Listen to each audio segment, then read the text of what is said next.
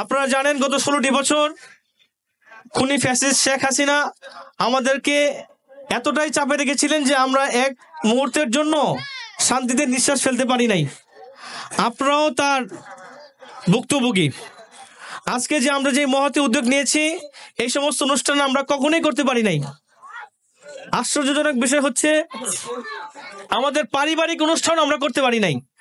এই মাদ্রাসার উপরে গত রমজান মাসে আমাদের আপনজন যিনারা গত হয়ে গিয়েছেন তাদের জন্য আমরা একটা পারিবারিক অনুষ্ঠান প্রত্যেক বছরে দোয়ার অনুষ্ঠান করি। গত বছর যখন এখানে একটা অনুষ্ঠান হয়েছিল এই মাদ্রাসার দোতলায়, আপনারা জানেন এখানে র্যাব, পুলিশ, জিবি দিয়ে ভরে গিয়েছিল এই রাস্তার মধ্যে। আপনাদের প্রিয়তা হাজী মোহাম্মদ মনির হোসেন চেয়ারম্যান সাহেব যখন আসছে এই কথা শোনার পর কামরাঙ্গীরচরের আওয়ামী লীগ নেতাদের সব পাগল হয়ে গিয়েছিল। তারা ভাবতেছে তাদের মস্তক মনে হয় ভেঙে যাচ্ছে।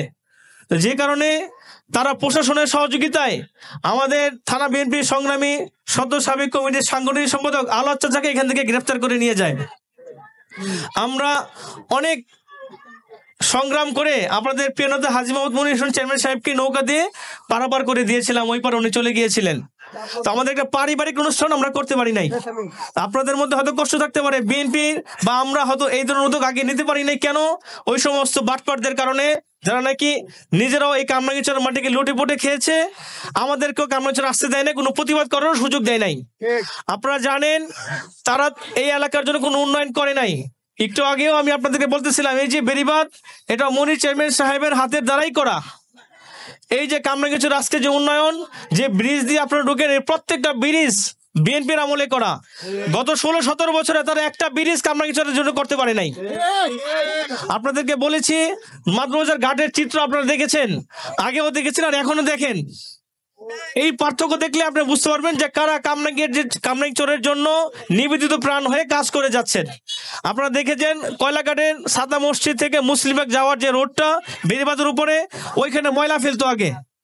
আমাদেরকে বাসাবাড়ি থেকে যে বর্জ্য নেওয়া হইতো এটা ওইখানে রোডের উপর ফেলতো। আপনারা দেখেছেন কিনা আগে? ওইখানে যাওয়া হয়নি আপনাদের? আর এখন যাই দেখেন তো রাস্তায় কোনো ময়লা ফেলতে আমরা দেই না। নির্দিষ্ট স্থানে সিটি কর্পোরেশনের এসটিএস এর মধ্যে ওখানে এখন ময়লা ফেলা হয়। তো আমরা প্রতিনিয়ত কাজ করে যাচ্ছি। আপনাদের প্রিয় নেতা হাজী মোহাম্মদ মনির হোসেন চেয়ারম্যান সাহেব এই লক্ষ্যে কাজ করতে গিয়ে বারবার ওই সমস্ত সন্ত্রাসীদের দ্বারা হামলা মামলার শিকার হয়েছেন। আপনারা জানেন ওনার শরীরে এখনো 7টি গুলিবিদ্ধ। আপনাদের কল্যাণের জন্য কাজ করতে গিয়ে ওনাকে তাদের সন্ত্রাসীদের দ্বারা হামলার শিকার হইতে হয়েছে। ওনাকে আপনারা জানেন যে মুমূর্ষ অবস্থায় সিএমএইচে এবং ব্যাংককের চিকিৎসার মাধ্যমে আলহামদুলিল্লাহ আল্লাহ তাআলা ওনাকে ফিরিয়ে দিয়েছেন। পরবর্তীতে আবার লোহার ব্রিজের ডালে ওনার উপর হামলা করা হয়েছে, ওনার গাড়িতে গুলি করা হয়েছে, বাড়িতে আগুন, গাড়িতে আগুন দেওয়া হয়েছে। সেখানে একটা নিরীহ ছেলেকে হত্যা করে সেই মামলায়, মিথ্যা মামলায় মনির হোসেন চেয়ারম্যান সাহেবকে 5 বছর 2 মাস জেল কাটিয়েছে। এবং আমাদের সারা কামরাঙ্গীরচরের কোনো নেতা কর্মী আমরা বাড়িতে থাকতে পারি নাই। তো আমাদের কথা হচ্ছে আমরা জুলুমের শিকার হয়েছি, অন্যায়ের শিকার হয়েছি। এখন আমরা আর এই কামরাঙ্গীরচরে আর কোনো জুলুম দেখতে চাই না, আমরা আর কোনো বৈষম্য দেখতে চাই না। আমরা এখন নিয়ত করেছি এই কামরাঙ্গীরচর থেকে আর কোনো বহিরাগত এমপি দেখতে চাই না, সেটা যেই দলেরই হোক।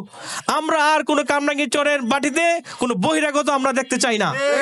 আমাদের কামরাঙ্গীরচরের সন্তান হাজী মোহাম্মদ মনির হোসেন চেয়ারম্যান সাহেব এমপি হিসেবে কামরাঙ্গীরচর থেকে নির্বাচন করবে ইনশাল্লাহ। আমরা সবাই ঐক্যবদ্ধভাবে ওনাকে দোয়া এবং সমর্থনের মাধ্যমে সংসদে পাঠাবো ইনশাল্লাহ।